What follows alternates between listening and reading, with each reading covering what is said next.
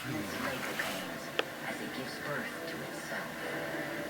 For the poet, this lovely, dangerous stuff oozing and spitting out of the volcano might suggest a glowing lifeblood pumped from the red, red heart of a hot and vital earth. When you on the Galapagos and you find a creature, is the first thing you think about what's its name? No, you're looking at it and you're saying, hey, this is pretty neat. It's got this kind of scale. It's got this kind of back.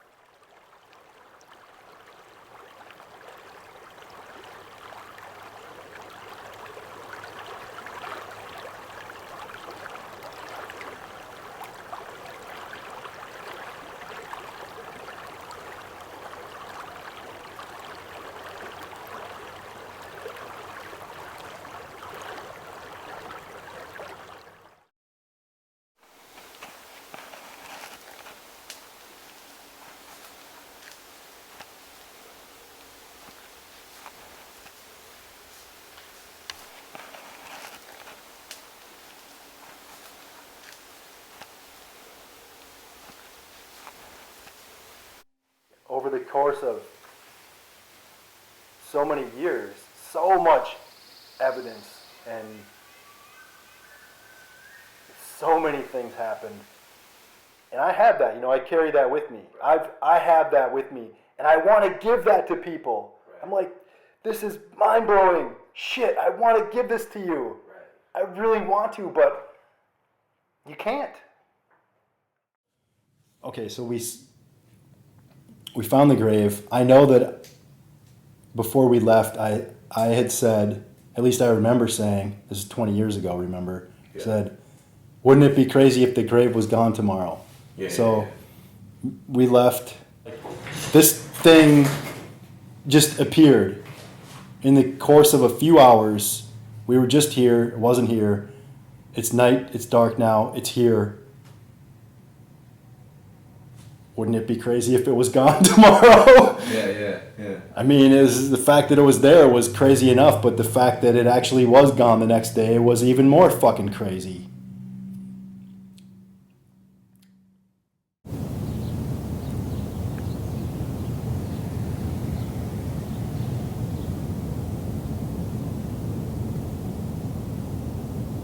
Well, what's the point of telling the story over and over? Does it validate our experience? No, our experience validates our experience, not going out and telling people and making them think we're cool or, we're unique. We're not unique. We experience something unique, and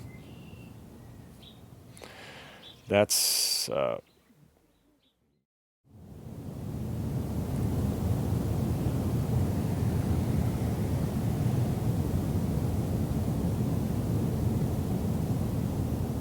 I don't need to see it anymore. I know now that this is something that I can't understand, and it's progressing, it's getting worse, and it's more violent. Something didn't want us to see what was going on there. And I didn't necessarily question reality with that first experience. It wasn't like it was just really unsettling and disturbing. I guess it made me think, should I know something about this place that I don't know? Like, should I be, like, is this, is this like a missing child or something? And to this day, I still, honestly, that still is a thought I have in my mind. And I feel sort of like, I don't know. During an incident where they thought they were going to dig up the hole where the grave was, or dig up the rubble from the fire, they wanted to see the coffin, and I just remember standing out in the street because I didn't want to go in there because I had a feeling that once they started digging like that, something was going to happen, and maybe not very, very good, and I stayed my distance. I stayed out the road, and I just remember hearing them yelling, "Stop that!" and just yelling, stuff, they're trying to do stuff when there's stuff hitting them in the head, and they finally couldn't handle it anymore and left. That's the thing. Everybody has their different ways of remembering what happened.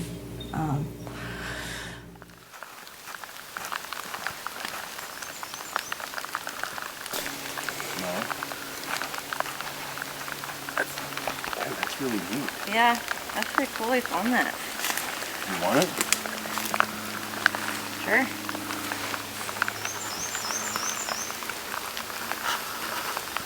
Yeah, I'm kind of curious to like look that up now. Like, that's really interesting. Yeah. Federal law prohibit. Like they were regulating the use of glass containers. What the fuck would they say on the bottle? You can't sell or reuse this bottle.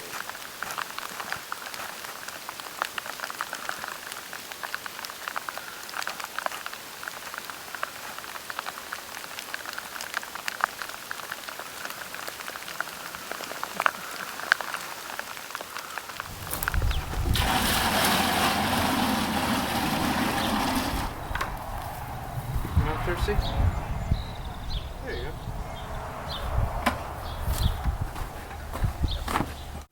As the events went on, I felt more and more that way. I felt like, why do I need to label it?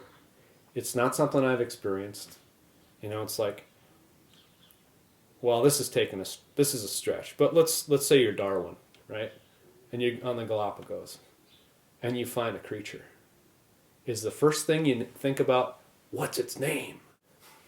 No, you're looking at it and you're saying, hey, this is pretty neat. It's got this kind of scale. It's got this kind of back.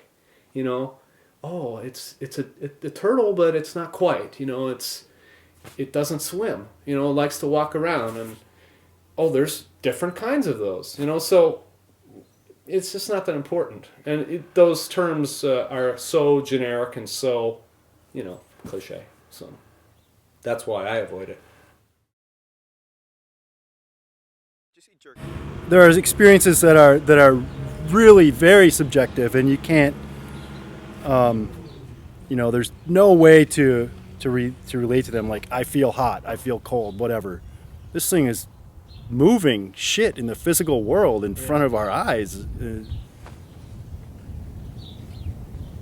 Subjective, but yeah.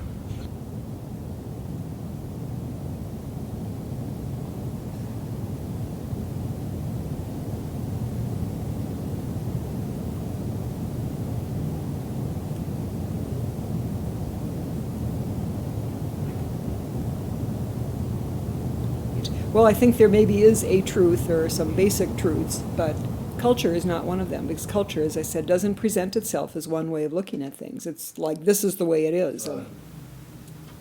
That's why cultures are so different, and native cultures are so different, and their understanding of the world is so different Yeah. from what we have currently. Yeah. And we're born into this, and those ideas are imposed on us. They're implanted on us, and they shape how we see the world. Right. And in turn, they shape what the world is, because we believe that's what it is, and that's all it can be. But there's these other, you know, that's what's interesting to me about like native cultures is how different they saw the world. Right. And interesting about human beings is how much potential they have to be these other things, to perceive these other things and see things other ways and be other things.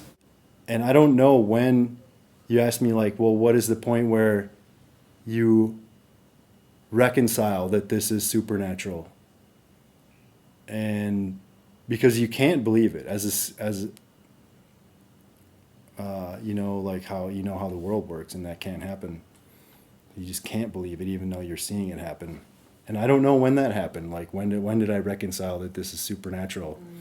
I don't know, but we kept going back, and for me, it was to provoke it, to see it again and again, because you can't believe it. You're just like, I want to go see that again. It scares you, and then you leave, and then half an hour later, you want to go back and see it again.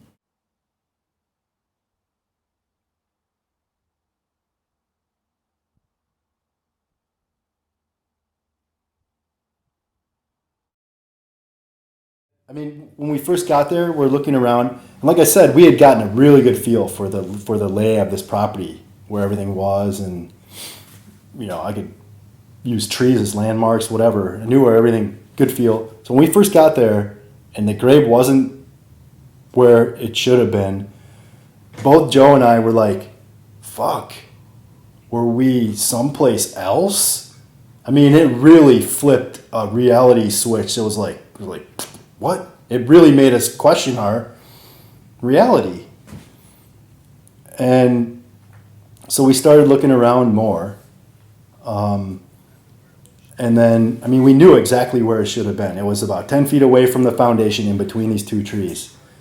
And so it wasn't there. But the more we look around, the more you can see that there's a big circle that's gradually, the soil up there is real sandy. So when it's a little wetter, it's a little darker. You know, wet sand's a little darker than dry sand. You could kind of see this circle, this, not an outline, it was kind of faded in, you know, but you could see the spot where the grave had been was the sand under there was a little bit darker. You could see that a little bit, and so we're like, oh, okay, evidence of that maybe something was there.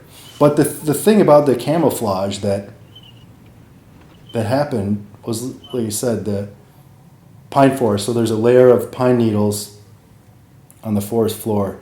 And that layer was like virtually looked uninterrupted. Like I could not, if someone asked me to like sweep off a layer of pine needles in the forest and then put it back so it was looked undisturbed, I don't think I could do it. Maybe I could. Maybe it isn't as hard as it seems. But it looked, that was uninterrupted. And then there were ferns growing. There's wild ferns in that forest. So there were ferns growing kind of at random spots where the grave had been. There's also a log kind of over that spot. Joe picked out one of the ferns, and it had just been stuck. No roots. Wow. So it had just been stuck in the ground. So it wasn't actually growing. But, I mean, so when we started poking around, it's like, okay, it was here. We have this evidence now, you know. At least we didn't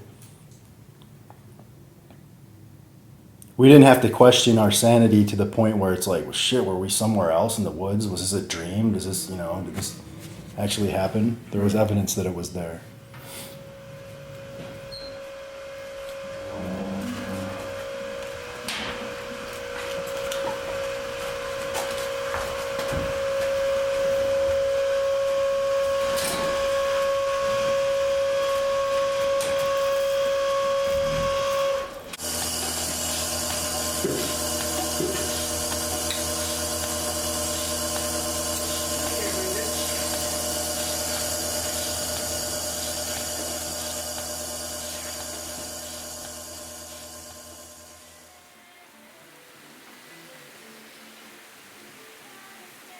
When these things were going on, we were skeptical.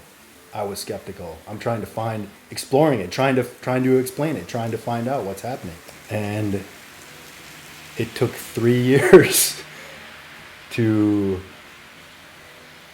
get it pounded into my brain that I can't explain this. I don't want to live in that world, man. Get me back to the fucking straight up world. Get me back to the world where solids are solids, man. Yeah. Solids are not liquids or gases. The ground I stand on is not going to give way.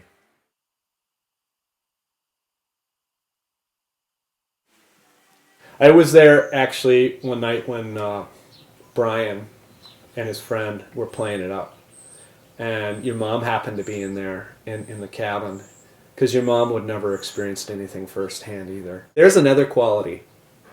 Avoid adults. Make the adults think these guys are nuts. Now that's fucking weird. Like, because there are plenty of opportunities where it could have happened. Your mom walked down there. I was telling my parents the story, and it just was like, it's like, really? Huh. That's kind of weird.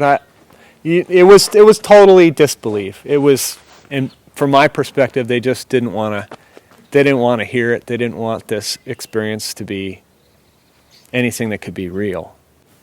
Yeah, it was childish. It was like not communication.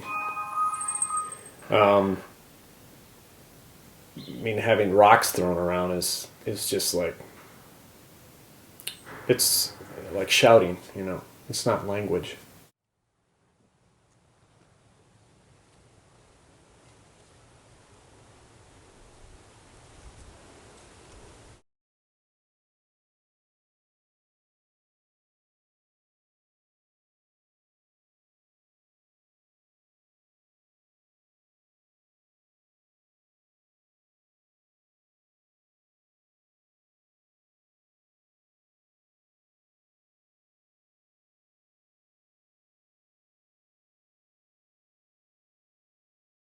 And so we were hanging out with them a lot. I mean, it seemed to be that we would make plans to meet them there every weekend. Yeah, yeah. Because that's what our parents, that's what people in the Midwest that can afford it, that have cabins, they go there on the weekends. Sure, yeah, yeah. So my parents would go, and I would go with them and bring a friend, and their parents would do the same, but they lived in Duluth, so they were a little closer. But so we're hanging out with these girls, and it's Tammy, Tanya, and Tanya's friend Bonnie was there frequently, not every time, but frequently. And then I kind of want to pause during this. We're hanging out with them all the time, and we had campfires in front of my cabin, so that's where we'd hang out at night. And they started telling us stories. I don't know how this came out. Well, I guess it came out because we're hanging out in this one area, and they started telling us stories about the spot that was not far away. Yeah. And they said that they had gone there with their cousin or cousins who were older. And this was years ago when they were small kids. And they were poking around, and there was a foundation of a house. There was a basement with a coffin in the basement. There was a tunnel. Things that they were telling us. Yeah, yeah. So there's a tunnel that goes underground. There is, all these fantastic stories that I didn't believe, but I thought were really interesting. And they're telling about this place that's not far away, and we can go there. So at some point, I think we waited till it got dark, and then we went down there to check it out.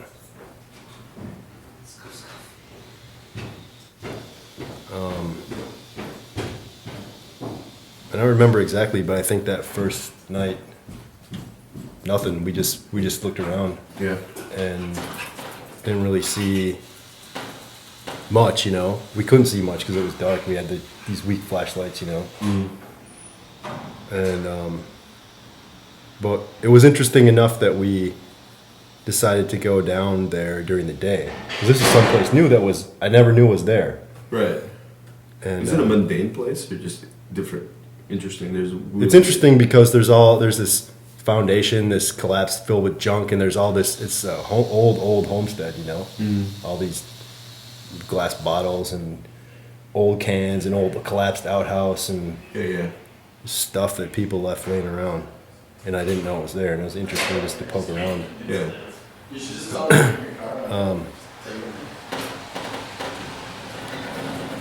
Yeah.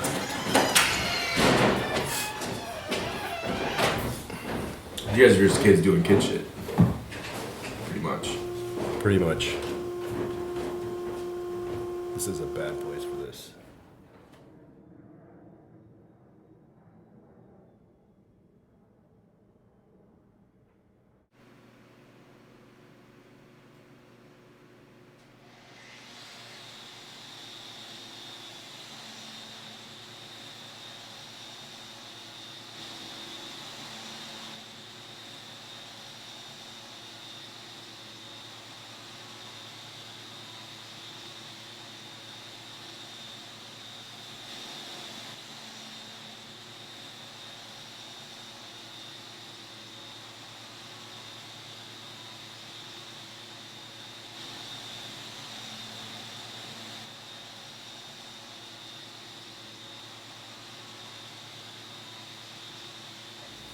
Me and my brother love being at the cabin, and I think that's where he tries to show himself the most, I don't know. But I'm good because it makes me not so sad, So I feel like they're not dead. They're still around, and doing whatever they do. I don't know. It helps my parents. Everything that I've done or had communications with or had some weird experiences, it's helped my parents get through it too. I mean, they lost 2 kids, I don't know. And they're doing good. They have their days of their birthdays and, you know, anniversary of their death, you know. It's always hard on them. And I always tell my parents, you know, if it was the other way around, if it was you that was gone, would you want your family to be sitting here depressed and crying and sad?